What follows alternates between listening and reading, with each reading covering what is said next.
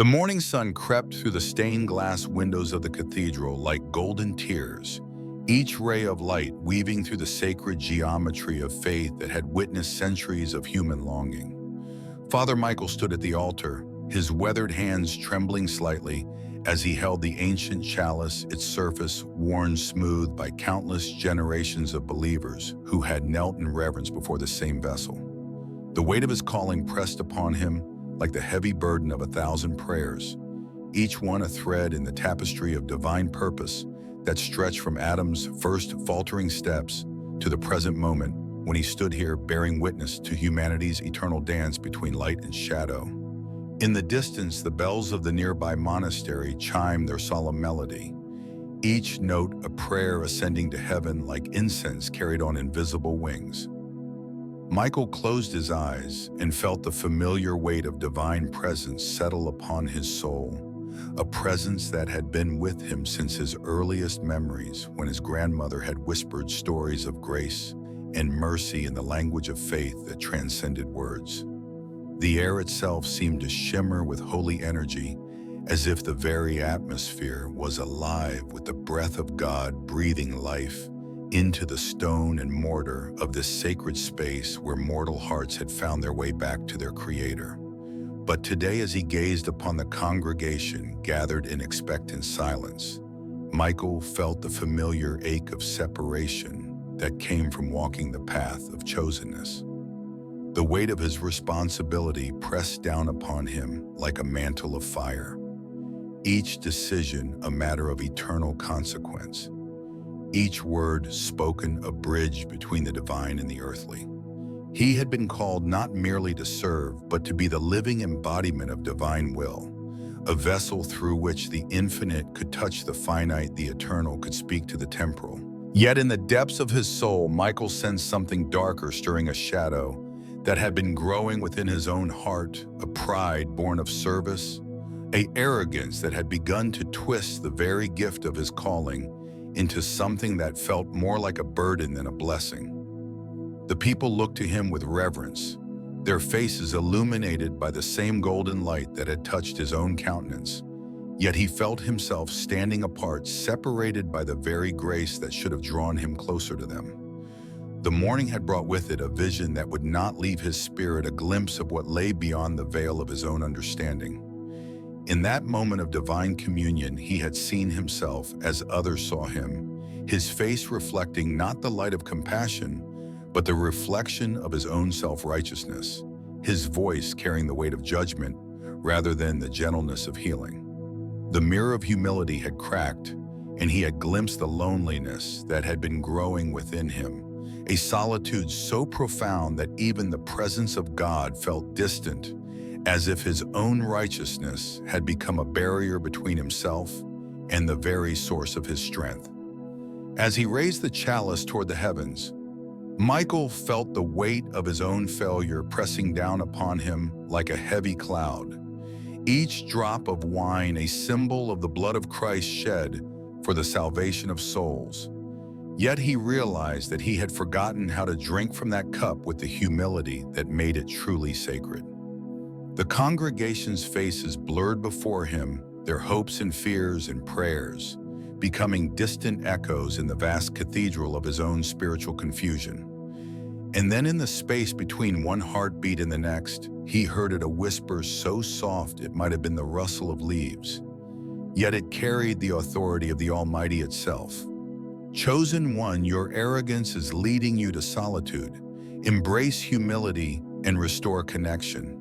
The words struck him like lightning, illuminating the darkness that had been gathering in his heart, revealing the truth that had been hidden from him by his own pride.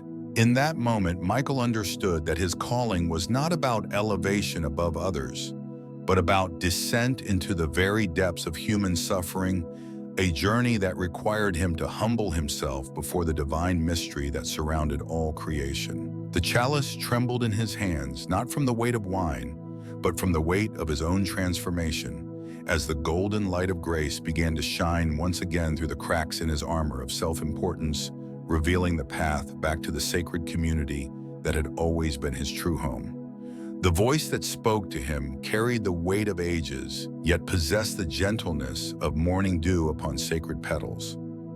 It was not a sound that could be heard with the physical ear, but rather a resonance that penetrated deep into the marrow of his being, stirring something ancient and profound within the chambers of his soul. The chosen one stood at the precipice of his own destruction, his heart heavy with the burden of divine purpose that he had misunderstood, misinterpreted, and most grievously misapplied. His arrogance had become a shroud that obscured the very light he was meant to carry, a darkness that grew thicker with each passing moment of his self-willed rebellion against the divine order. The path that stretched before him was not one of conquest or dominion, but of surrender, of yielding his will to the greater will that had always been there, waiting patiently for his return to the fold of divine communion. In the silence that followed the revelation, he felt the weight of countless prayers and tears that had been offered in the name of his spiritual journey.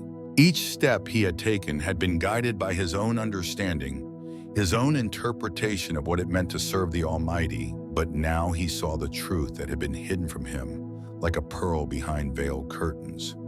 His chosenness was not meant to elevate him above others, but to humble him before the infinite mystery of creation itself.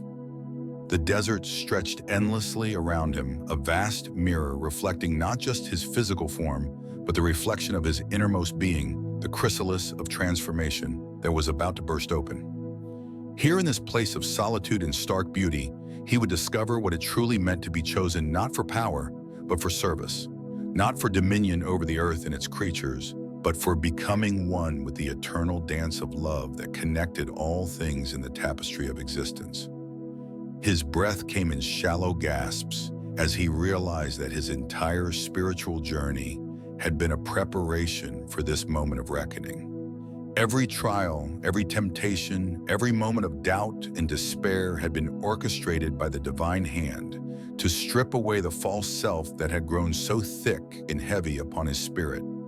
He was not the master of his own salvation, but rather the beloved recipient of an endless grace that sought to transform him into something more beautiful than he had ever imagined possible.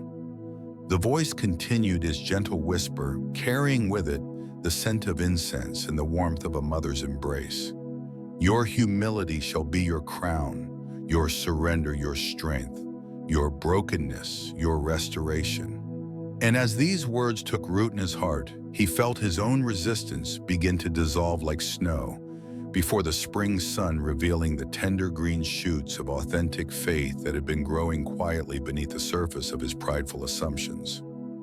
He began to understand that his calling was not to force the world into submission to his vision, but to become a vessel through which the divine love could flow unimpeded. The isolation he had been experiencing was not punishment, but purification, a refining fire that would burn away the dross of his own making until only pure gold remained. In this solitude, he found the company of angels and saints who had walked similar paths, their voices joining in a chorus of encouragement that transcended the boundaries of time and space. The chosen one knelt in the dust of his spiritual awakening, his hands pressed to the earth as if seeking to draw up the very essence of life itself. He was no longer the warrior of his own making, but the servant of a love so vast and incomprehensible that it could only be expressed through the smallest acts of compassion, the gentlest words spoken to the suffering, the most humble offering of himself to the needs of others. This was the true mission that had been entrusted to him, not to rule but to reign in love, not to conquer but to heal, not to elevate himself but to lift others toward the divine light that awaited them all in the eternal embrace of the Creator's infinite mercy. The voice that spoke to him was not born of flesh or bone, yet it resonated through the very core of his being with such profound intimacy that tears streamed down his cheeks like sacred rivers, carving their paths through the desert of his soul. In that moment, as he stood alone upon the mountaintop, where the morning mist clung to the valleys below like prayers ascending to heaven, he understood that his chosen path had become a prison of his own making. The weight of divine purpose pressed upon his chest like the burden of Christ himself. Yet instead of finding solace in this sacred weight, he felt only the crushing isolation of one who had forgotten the fundamental truth that separates the chosen from the truly holy. His arrogance had been his shield and his sword, a gleaming armor forged from the fires of self-importance that had blinded him to the simple, profound beauty of service. He had believed himself destined for greatness, for dominion over the hearts and minds of men, for a crown that would glitter brighter than any star in the firmament. But now, as the first rays of dawn painted the sky in shades of gold and crimson, he saw his reflection not in the mirror of his own ambition, but in the eyes of the countless souls who had been left behind by his pursuit of power. The spiritual famine that had taken root in his heart grew more insistent with each passing moment. It was not the hunger for earthly recognition that gnawed at his spirit, but the deeper, more ancient longing for communion with the divine source from which all light and life emanates. He had been so busy building monuments to his own greatness that he had forgotten the most sacred duty of all, surrendering his will to the will of the Almighty, allowing himself to be shaped and molded by the gentle hands of divine love, rather than forging his own path through the crucible of pride. In the distance, he could hear the faint sounds of life stirring the birds beginning their morning chorus, the gentle rustle of leaves as the wind whispered secrets to the trees, the distant murmur of streams that had never known the taste of human neglect. These were the voices of creation speaking in a language older than words, calling to him across the chasm of his own spiritual exile. They spoke of a love so vast and encompassing that it could embrace even the most fallen soul, so patient and forgiving that it waited endlessly for the return of the prodigal child. His knees gave way beneath him as he sank into the dust of the earth, feeling the ancient soil cradle his weary frame like the arms of a loving mother. The ground beneath him was sacred, touched by the footsteps of countless generations who had knelt in reverence before the same divine mystery that now called to him with desperate tenderness. Here in this place where the veil between worlds seemed thin as morning mist, he began to understand that true strength lay not in the ability to command and control, but in the willingness to submit and serve. The vision that had driven him forward for so many years began to dissolve like morning mist before the sun's awakening light, revealing instead the beautiful, terrifying truth that he was merely a vessel, a channel through which divine grace might flow to those who needed healing hope, and the profound knowledge that they were loved beyond measure. The mission that had seemed so clear and glorious now appeared as a delicate, fragile thing, requiring not the force of a storm, but the gentleness of a dove's wing to nurture and protect. As the sun climbed higher, casting its golden light across the landscape of his soul, he felt the first stirrings of humility awakening within him, like a flower breaking through the darkness of winter's grip. This was the beginning of his true resurrection, the moment when he would learn that the greatest victory is not the conquest of others, but the conquest of one's own ego, the transformation from a master of his own domain to a servant of the divine plan that encompasses all things. The voice that spoke to him was not of flesh or blood, yet it resonated deeper than any heartbeat, piercing through the labyrinthine corridors of his soul with the precision of divine intention. 4 words carved themselves into his consciousness like sacred scripture, each syllable carrying the weight of eternity. Chosen one, your arrogance is leading you to solitude. Embrace humility and restore connection.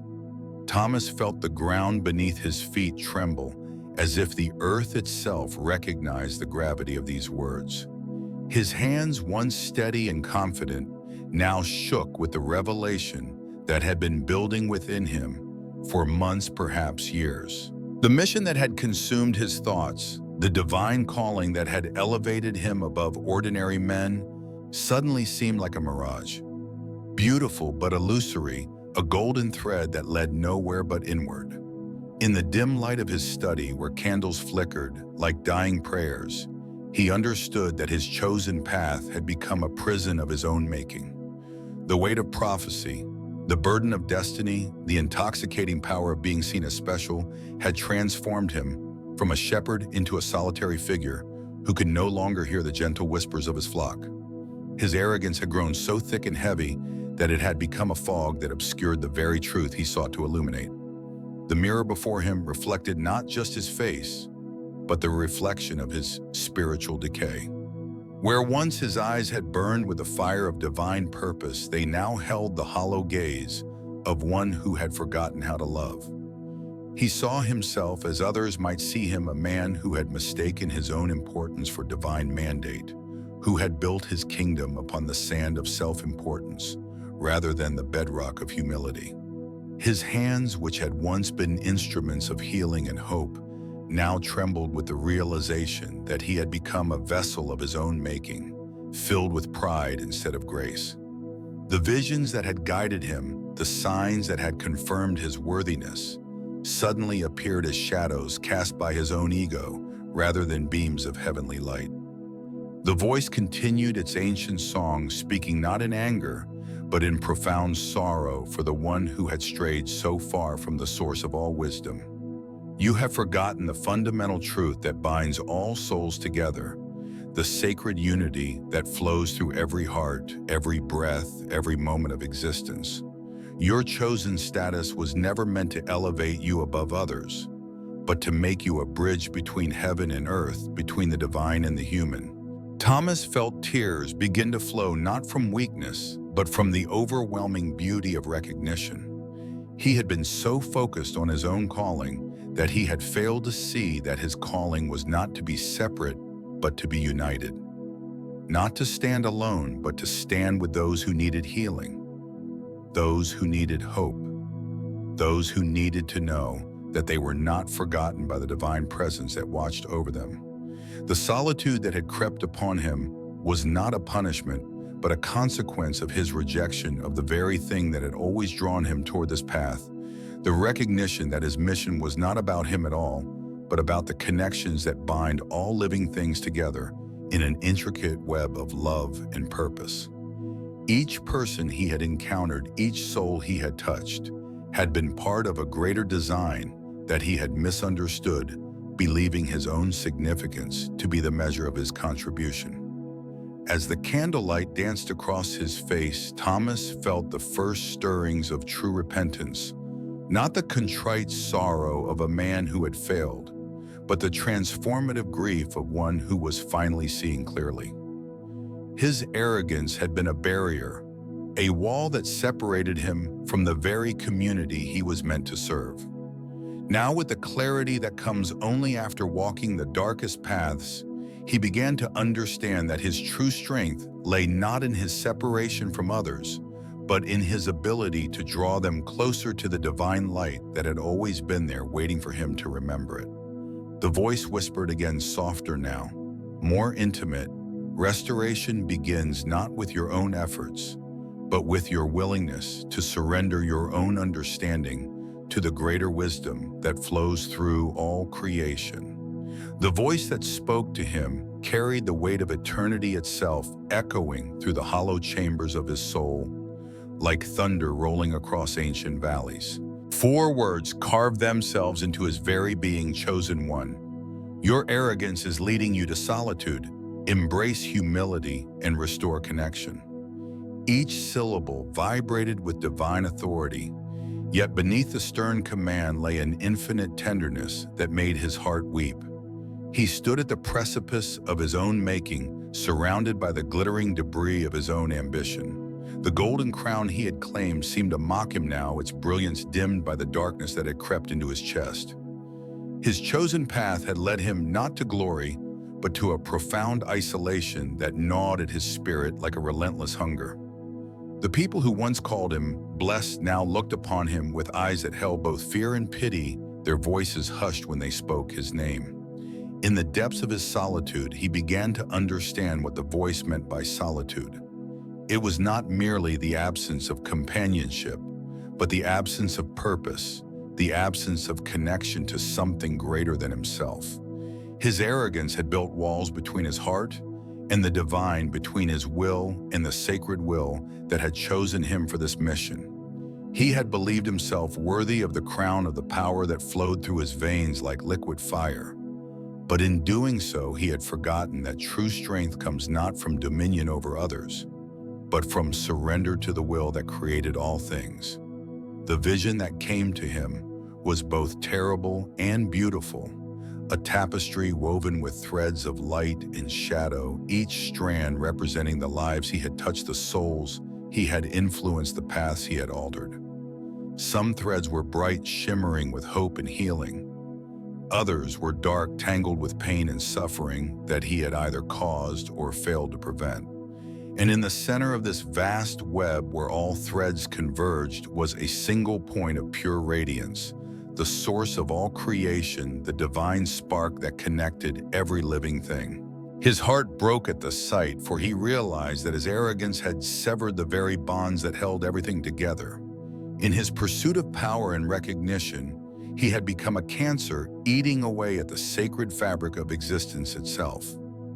The mission that had once seemed so clear now appeared as a labyrinth of confusion, each turn leading him further from the truth he sought to serve. But in that breaking, there came a strange and profound peace. The voice spoke again, softer now, like a mother's whisper to her wayward child. Your humility is not weakness, but the recognition that you are nothing without the one who chose you. Your restoration is not about reclaiming what you lost, but about discovering what you never truly possessed. The understanding that you are part of something infinitely greater. As if responding to his newfound understanding, the world around him began to shift. The golden light that had once blinded him now softened into gentle radiance, and he could see the faces of those he had loved, those he had hurt, those he had failed to save. They were not distant figures in his memory, but living beings whose hearts beat in rhythm with his own. The solitude that had consumed him became a mirror reflecting not his separation, but his deep longing to be truly connected, to be part of the great communion of souls that flows through the universe like rivers of light. In that moment, he understood that his mission was not about conquering the world, but about becoming the world's healing presence. Not about ruling over others, but about serving the divine plan that had chosen him not as a master, but as a vessel.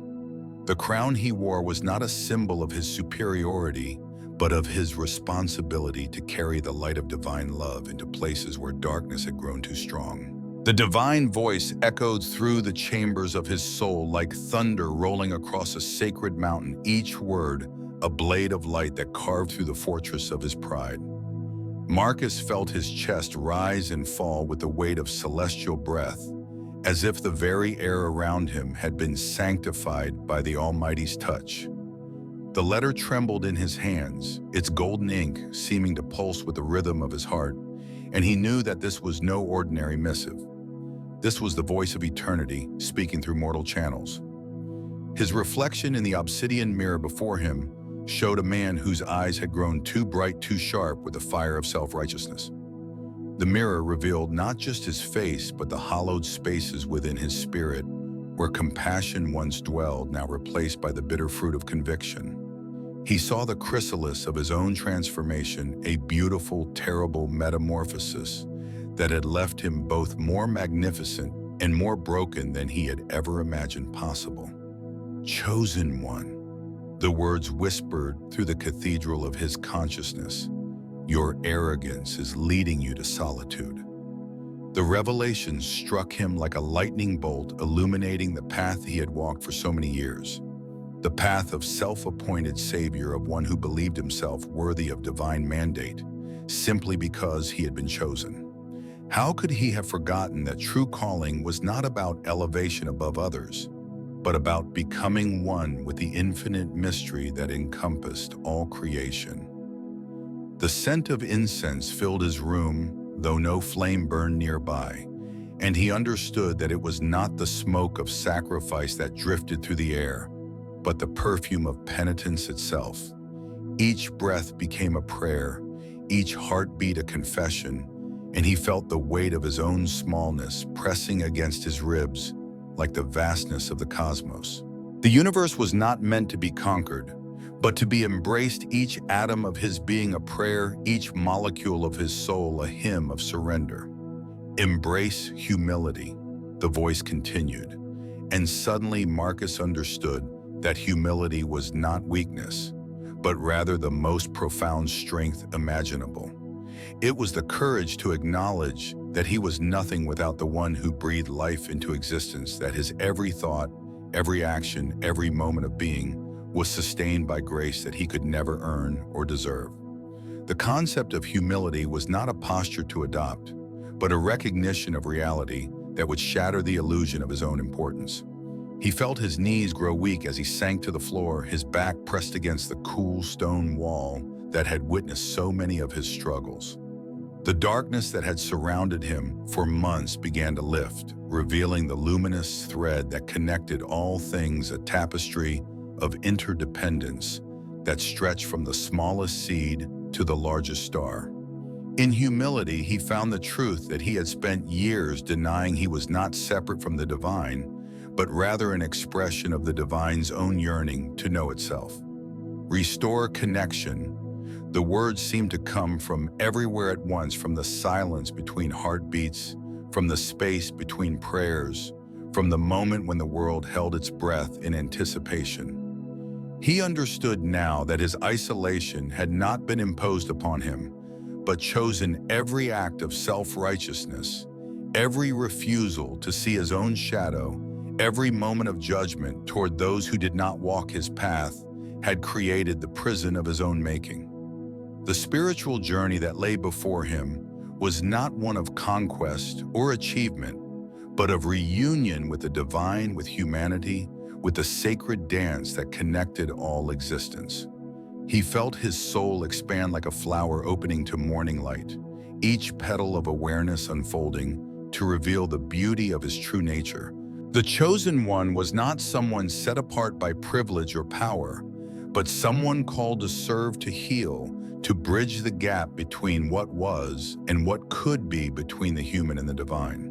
In this moment of recognition, Marcus felt the earth beneath him shift, and he understood that his true mission was not to lead others to him, but to lead himself to them, to become a living testament to the possibility of redemption, of transformation, of love that transcends all boundaries of self. The voice that spoke to him was not born of flesh and blood, yet it resonated with the deepest chambers of his soul like a trumpet call from the throne room of eternity itself.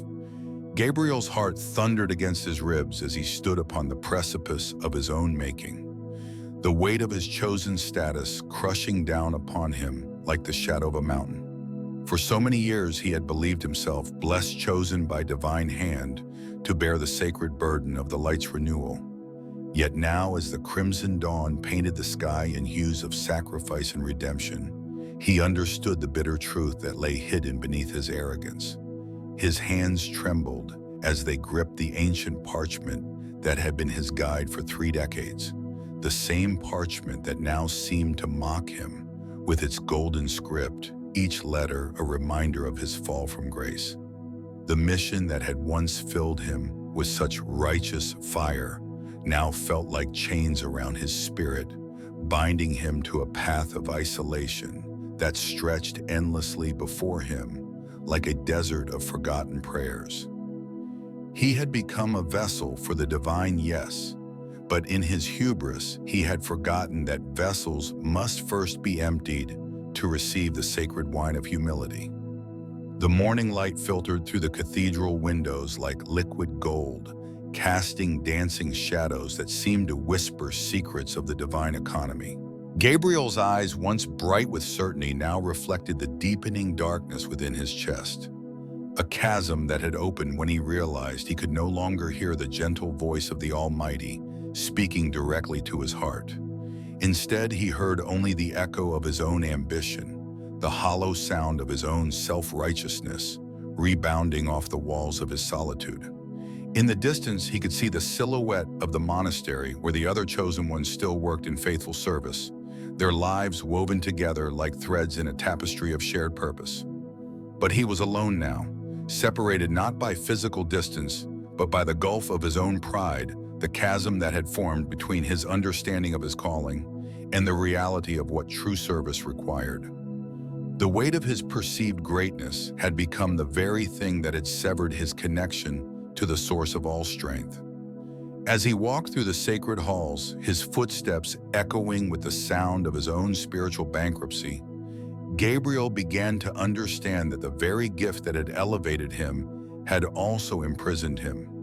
The ability to see visions, to commune with angels, to feel the pulse of divine energy coursing through the world, these gifts had become prisons, keeping him trapped in a world of his own making, where his own consciousness was the center of everything. He had forgotten that the most profound spiritual truths often reveal themselves not in moments of grandeur, but in quiet acts of surrender, not in displays of power, but in humble acceptance of one's place in the eternal dance of creation. The voice came again, softer this time, like the rustling of leaves in a gentle wind. Your arrogance has led you to solitude, but humility is the key that opens the door to restoration. Gabriel's knees buckled as the words struck him like lightning, illuminating the dark corridors of his soul with the pure radiance of truth. He realized that his mission had never been about his own glorification, but about becoming a bridge between the divine and the human, a conduit for healing, rather than a master of his own destiny. In that moment of profound recognition, Gabriel felt the chains of his pride begin to loosen, the weight of his separation from the source of all love and light beginning to lift from his shoulders. The path ahead was not easy, but it was the path of authentic faith, the path that would lead him back to the community of believers who had never abandoned their trust in the divine plan, the path that would restore him to the sacred communion that was his true inheritance. The voice that spoke from the void was not of flesh or bone, yet it resonated with the deepest chambers of his soul, trembling through the very fibers of his being, like lightning striking sacred stone. 4 words carved themselves into his consciousness with the precision of divine chisel work. Chosen one, your arrogance is leading you to solitude. Embrace humility and restore connection. In that moment, as the golden light of revelation danced across the landscape of his mind, Marcus felt the weight of centuries pressing upon his shoulders like the burden of prophecy itself. The crown of his thoughts, once adorned with the glittering jewels of self-importance, now bore the tarnished crown of hubris, its brilliance dimmed by the shadows of pride that had grown within him like a cancerous tumor. He had believed himself chosen, selected by the divine hand to walk among mortals as a messenger of salvation. Yet what he had mistaken for purpose was merely the intoxication of power, the intoxication of being needed, desired, revered. The vision that unfolded before him was not one of triumph, but of transformation. He saw himself standing upon a precipice of his own making, the abyss yawning beneath his feet like the mouth of some great beast waiting to devour the prideful. His followers, those who had once looked to him with reverence and hope, now turned away their faces, etched with disappointment, their eyes reflecting the same hollow emptiness that had taken root in his own heart. They had seen the false god, he had become the idol of his own making, and they recoiled from the reflection of their own disillusionment. The voice continued his gentle yet commanding instruction, speaking not in anger, but in the tender compassion of one who has watched too many souls stumble in darkness. Your arrogance has built walls between you and the very source of your calling, it whispered, and suddenly Marcus understood that his chosen path had been a journey not toward divinity, but toward damnation. He had become the very thing he sought to redeem. A solitary figure separated from the communion of souls that gave meaning to all existence. In the depths of his soul, he felt the presence of something ancient and holy stirring like a vast ocean awakening from centuries of slumber. The connection he had severed with the divine was not broken beyond repair. It was merely forgotten, buried beneath layers of self-delusion and the false security of supernatural status. He remembered now the first whisperings of his calling, when his heart had beat in rhythm with something greater than himself, when his hands had trembled, not with pride, but with the trembling joy of being chosen for service rather than dominion. The voice spoke again, softer this time, like a mother's lullaby to a wayward child. Restoration comes not through the accumulation of power, but through the surrender of it. Not through the elevation of self, but through the humble acknowledgement that you are nothing without the love that flows through you from the source of all being. Marcus felt his breath catch in his throat as the truth settled over him like morning mist.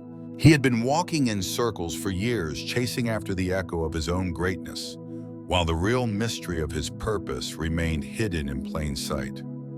The connection he sought was not to be found in the heavens above or the kingdoms below, but in the simple act of being present with others, of offering himself as a vessel rather than a throne. The light that had been burning within him began to shift, no longer the fierce flame of self-righteousness, but the gentle glow of understanding, the warm radiance of one who had finally learned to receive rather than give, to serve rather than command, to love rather than be loved. It was the difference between being a master and being a servant, between holding power and sharing grace, between the ego's desperate grasping and the spirit's generous giving. He could feel the threads of connection beginning to weave themselves back together, the invisible bonds that had been severed by his own pride, now reknitting with the delicate precision of sacred artistry. In humility, he found not weakness, but strength. In submission, not defeat, but victory. In letting go, not loss, but gain. The chosen one was not meant to stand alone upon a mountain of divine favor, but to walk humbly among the children of God, carrying the light of redemption in the quiet way of service. The voice that spoke to him was not of flesh and blood, but of eternal resonance, echoing through the chambers of his soul like thunder rolling across sacred valleys. Gabriel's heart trembled as he recognized the divine whisper that had been calling to him since his youth, when he first felt the weight of purpose settle upon his shoulders like a mantle of light. The words fell upon his consciousness with the force of revelation, each syllable carrying the burden of cosmic truth and the sorrow of separation. Chosen one. The voice intoned its timbre, both ancient and new, like the sound of wind through cathedral spires. Your arrogance is leading you to solitude. Embrace humility and restore connection. The words cut through the veil of his self-imposed exile with surgical precision, exposing the wound that had festered beneath his prideful exterior. He had built walls around himself with the stones of his own making, each one carved from the marble of his intellect, his achievements, his perceived superiority over others who had not been blessed with his gifts. In the depths of his meditation, Gabriel could feel the weight of his isolation pressing down upon him like a physical entity, a shadow that had grown longer and darker with each passing year. His mind, once a beacon of clarity, had become a prison of its own design, where thoughts of grandeur and divine destiny had taken root and flourished into something both beautiful and terrible. He had convinced himself that his chosen status meant he was above the ordinary concerns of mortal men, that his mission was so transcendent that it demanded absolute dedication to his own vision, regardless of the cost to his humanity. But now, in this moment of profound reckoning, he understood that his chosenness was not a license for self-exaltation, but rather a call to service that required the deepest form of surrender. The divine plan was not about him, but about the intricate web of souls that connected all existence in an unbroken chain of grace and redemption. His mission was not to elevate himself above others, but to become a bridge between the sacred and the profane, a conduit through which divine mercy might flow to those who had lost their way. The voice continued its gentle yet insistent instruction, speaking directly to the core of his being. Your arrogance has separated you from the very source of your strength, from the communion of saints and the fellowship of believers who together form the body of Christ. You have forgotten that true power comes not from dominion over others, but from humble service to the beloved. The path to restoration lies not in further isolation, but in re-establishing the bonds that unite all creation in love. Gabriel's tears fell like precious pearls onto the sacred ground of his contemplation, each drop a small act of repentance, a recognition of his failure to live according to the truth that had been revealed to him. He had mistaken his own will for divine purpose, his own understanding for the wisdom of heaven. The weight of his error pressed upon his chest like a stone heavy with the gravity of spiritual bankruptcy. But within that crushing burden, he also felt something else. A stirring of hope, a promise that even the most fallen soul could be restored to grace if only they would acknowledge their need for divine mercy. The divine voice spoke again, softer now, like a mother's lullaby to a wayward child. Come home, chosen one.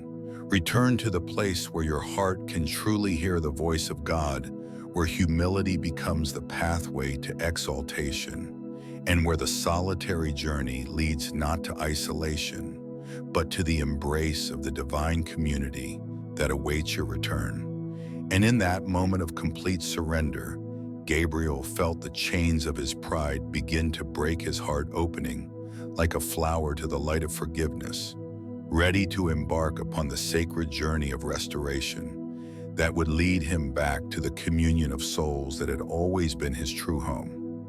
The voice that spoke to him was not born of flesh or blood, but rather emerged from the very essence of divine longing itself, like the whisper of wind through ancient stones, carrying messages that had been written in the language of eternity before the first prayer was ever uttered. Gabriel's heart thundered against his ribs as he stood upon the precipice of his own making, the weight of his chosen status pressing down upon him like a crown of thorns that had grown too heavy for mortal shoulders. The sacred fire that burned within his chest had once been a beacon of purpose, a flame that illuminated the path of righteousness for countless souls who looked to him as their shepherd. But now it flickered with the uncertainty of one who had forgotten the source of his own light.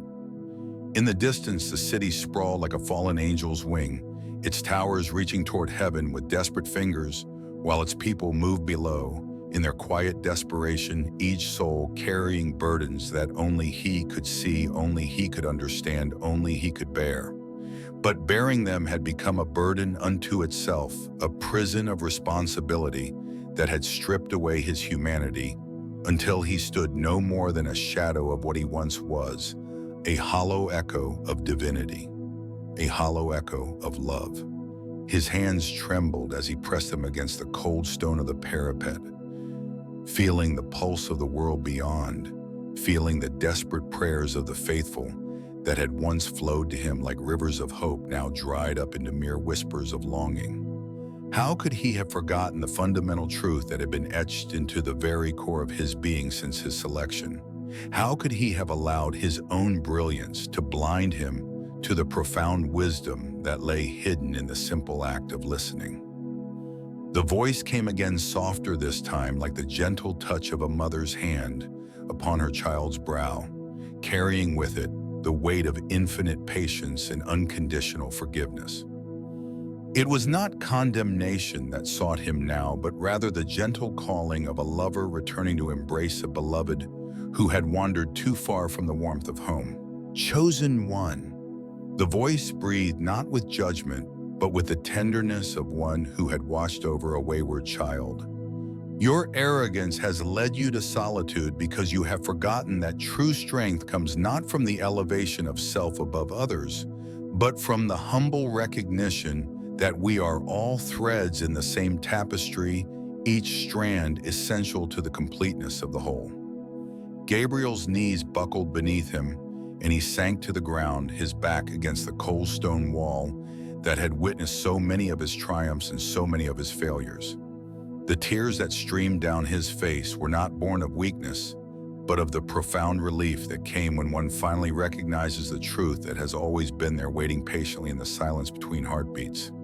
He had built walls around his own heart, believing that by becoming untouchable, by becoming the unassailable fortress of divine will, he would somehow preserve the purity of his mission.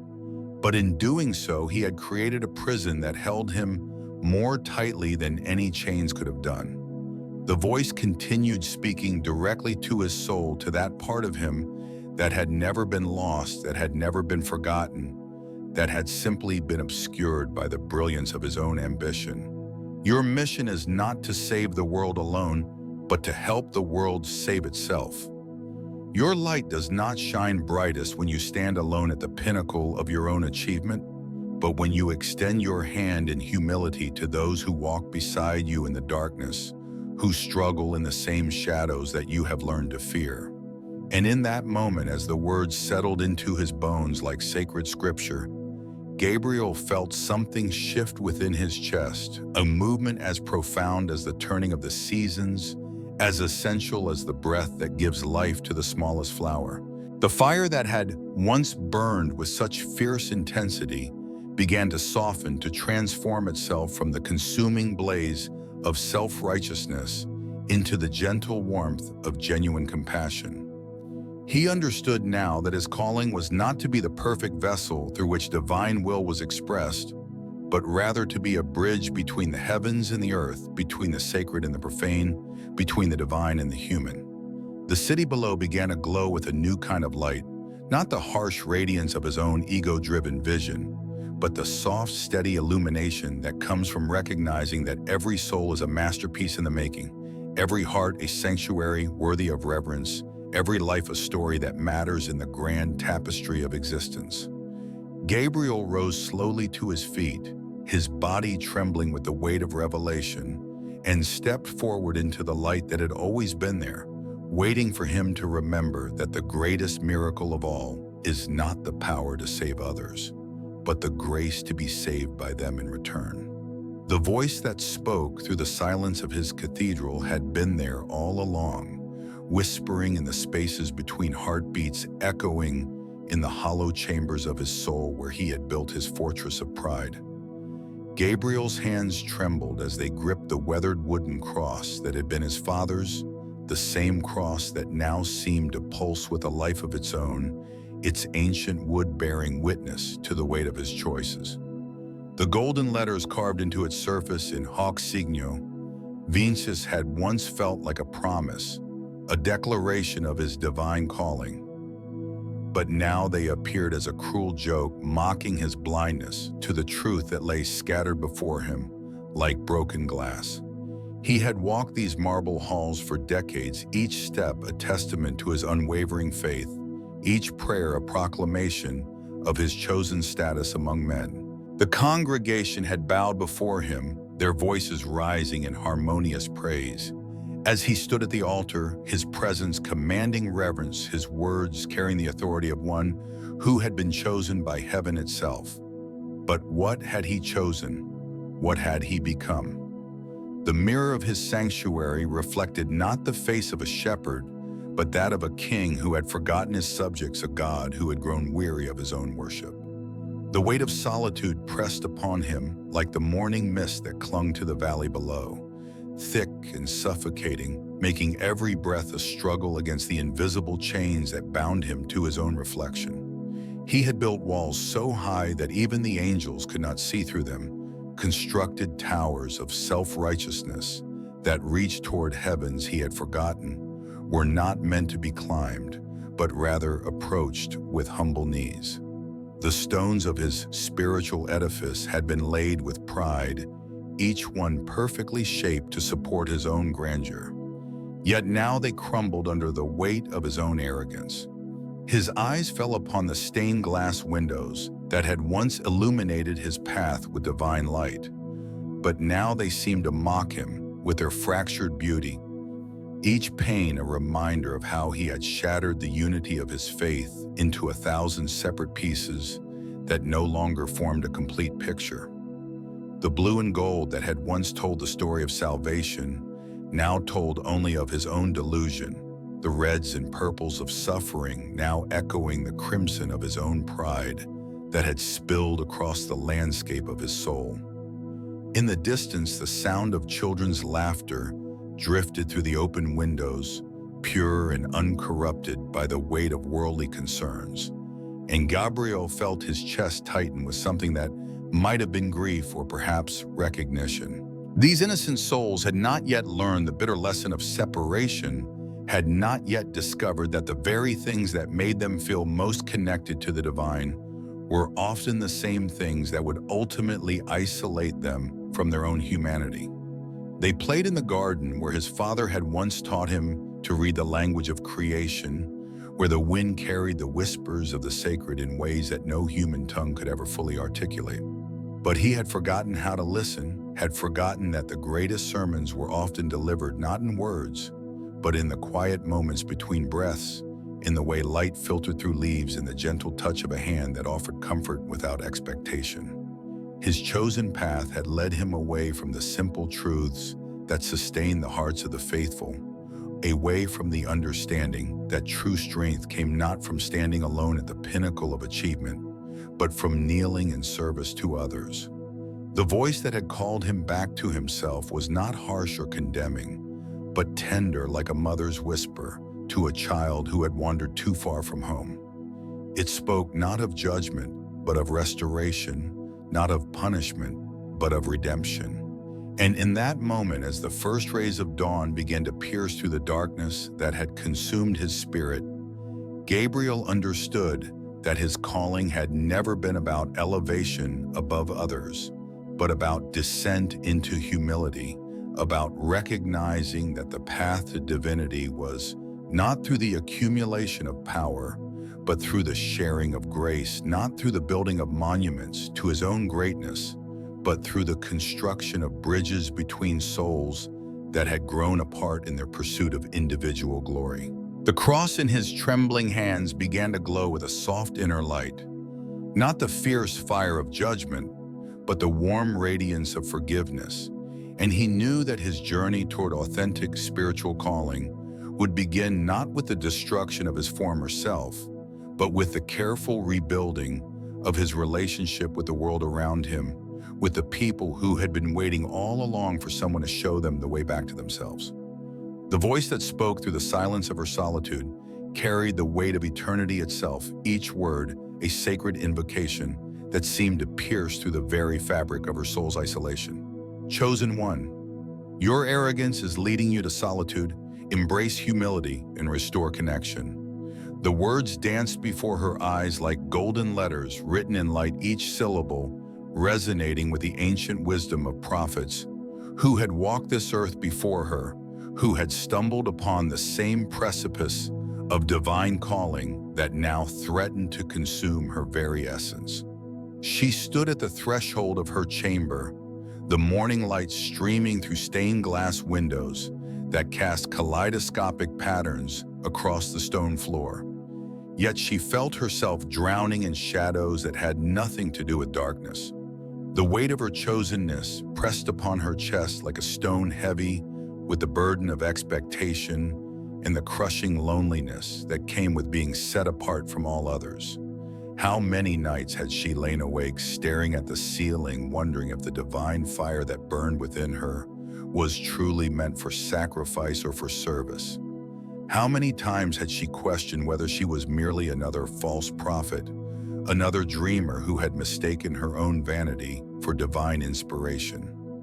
The voice continued its gentle but insistent prodding, speaking not in condemnation, but in compassionate invitation. Your arrogance has become a prison, dear child, a fortress built of pride and fear that keeps you from the very communion you seek. The path before you is not one of separation, but of profound unity, not of isolation, but of intimate relationship with the source from which all things flow. You have been called to be a bridge, not a barrier, a vessel of light, not a tower of self-importance. As she listened, the spiritual landscape of her consciousness began to shift like a storm cloud parting to reveal the face of God himself. The walls of her solitude started to dissolve not through force, but through the patient work of grace. She saw how her every action, every word, every moment of hesitation had been shaped by an ego that believed it could control the divine will rather than serve it. The arrogance had been born not from malice, but from fear. Fear of inadequacy, fear of rejection, fear of being truly seen and known by those who might ultimately abandon her if she failed to meet their expectations. The spiritual mission that had been thrust upon her became clearer in that moment of revelation. She was not meant to be the center of attention, not meant to hoard the divine spark for herself alone. The fire that had ignited within her was meant to be shared to warm others who sat in darkness to illuminate paths that led toward redemption and healing. The connection she sought was not some personal mystical experience, but the sacred bond between the divine and humanity, the way that the infinite could touch the finite without losing its essential nature. She closed her eyes and felt the presence of the Almighty surrounding her, like a benediction, His love washing over her, like a tide that would not recede. The humility she had been commanded to embrace was not weakness, but strength, the strength to see herself as a servant rather than a master, as a channel rather than a source, as part of something infinitely larger than her own small desires and ambitions. In that surrender, she found the peace that had eluded her for so long, the peace that comes only when we recognize our true place in the cosmic drama of salvation. The path ahead stretched before her, like a river of possibility, clear and flowing, no longer obstructed by the rocks of pride that had once blocked her vision. She was no longer alone, no longer adrift in the vast ocean of her own making. The divine hand that had called her to this mission was also the hand that would sustain her. The voice that had spoken these words was the voice that would guide her toward the restoration of connection that was both her purpose and her salvation. The voice that spoke was not of flesh and blood, yet it resonated through the very fibers of his soul, a whisper that carried the weight of eternity itself. Gabriel's eyes fluttered open to find himself suspended in a realm where time moved like honey, thick and golden, and every particle of existence hummed with divine purpose. The light that surrounded him was not the harsh radiance of earthly suns, but something infinitely more profound, a luminescence that seemed to emanate from the core of creation itself, painting the void in hues of pure love and infinite wisdom. His body, once bound by mortal limitations, now existed in a state of transcendent grace. His consciousness expanded beyond the confines of individual identity to encompass the vast tapestry of all that was and ever would be. The weight of his chosen status pressed upon him like a mantle of fire, each thread woven with the threads of destiny itself, yet he felt the familiar sting of his own hubris, cutting deep into his spirit like a blade forged from his own pride. How many times had he walked these sacred corridors of divine purpose, believing himself the master of his own fate? How many times had he dismissed the gentle whispers of humility as mere weakness, viewing them instead as signs of his superiority over those lesser souls who dared to doubt their own worth? The mirror of his own heart reflected back not just his face, but the entire panorama of his spiritual journey, each moment of triumph, each act of self-aggrandizement, each instance where he had chosen his own will over the divine plan. The silence that followed his realization was deafening, not because it lacked sound, but because it contained within its depths the absolute absence of his former arrogance. He had been so certain of his own chosenness, so convinced that his path was marked by divine favor alone, that he had forgotten the fundamental truth that even the most exalted of beings must bow before the majesty of the infinite. His mission had become a burden of ego, his service a performance of superiority rather than a genuine surrender to the will of the divine. In this ethereal space where the boundaries between self and other dissolved like morning mist, he saw clearly what he had been missing. The true nature of his calling was not about elevation above others, but about perfecting the connection between the divine and the human, between the eternal and the temporal. His role was not to stand apart from the rest of creation, but to serve as a bridge, a conduit through which the infinite could flow into the finite, through which the sacred could touch the profane. The voice returned softer, now more intimate, like the gentle rustling of leaves in a sacred grove. Your arrogance has separated you from the source of your power, chosen one. True strength comes not from dominion over others, but from submission to the will that created you. He felt his heart expand not with pride, but with the recognition of his own smallness in the grand design, his own insignificance when measured against the magnitude of divine love. Each breath he drew became a prayer, each heartbeat a meditation on the sacred mystery of being. The solitude he had embraced was not a punishment, but a purification, a necessary step toward the restoration of his true nature. For in humility lay the gateway to the divine, and surrender the path to ultimate strength, in service the means of eternal communion with the source from which all things originate. The vision began to fade, but its impact remained seared into his very essence, like a brand of fire that could never be erased. He understood now that his mission was not about conquering the darkness, but about becoming the light that could transform it. Not about claiming dominion over the world, but about finding his place within it as part of the greater harmony that connected all existence. The chosen one had been chosen not for his own glory, but for the salvation of all who would come to know the true meaning of divine love. The voice that spoke from the void carried the weight of eternity itself, each syllable resonating through the very fibers of his being, like a sacred bell tolling across the chasms of divine silence. Gabriel's heart thundered against his ribs as if it too understood the gravity of this moment, this terrible revelation that had been building within him since the first whisper of power had touched his mortal flesh. The golden light that had once seemed so magnificent now appeared as a blinding error, a vanity that had led him further from the path of true service than he had ever imagined possible.